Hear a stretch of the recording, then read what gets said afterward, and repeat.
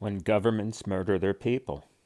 Every government on the planet closed down and fooled people 5 years ago and has murdered them. And that's the elephant in the room. And you could look at the war in Ukraine, and you could look at the nation state of Israel, and you could look at the snowpocalypse and all of this and this and that. But when it comes down to it, what's done is done. And we're living through the fallout.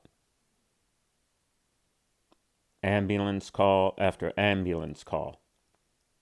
And when governments murder their people, historically, from what I learned in the system of schooling, you have a certain amount of resistance, and those people are dealt with. Those people are a few. And then you have people who comply, people who just do their job, people who just want to fit in, people who will go along with anything in order to get by. And so when the Americans invaded Germany, they took the German people out and they showed them the camps that were in their town that they knew about, that all of their neighbors had been taken to, because murder was being had in plain sight, genocide. And we have a government that, not just ours, but all of the world's government, came against its people.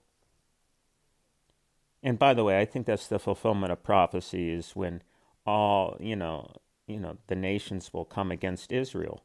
Well, Israel is of every nation, tongue, and tribe. So when every nation comes against their people, they're coming against Israel.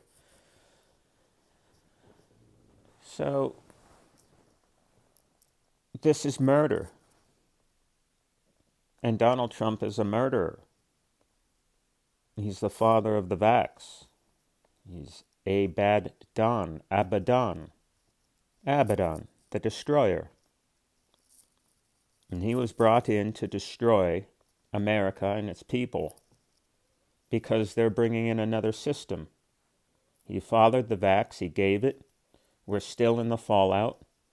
There's people with appropriate knowledge of what's going on the inside. People in law enforcement, people in healthcare, people who work in mortuary, people on the inside of the healthcare industry see the fallout day in and day out and do nothing about it.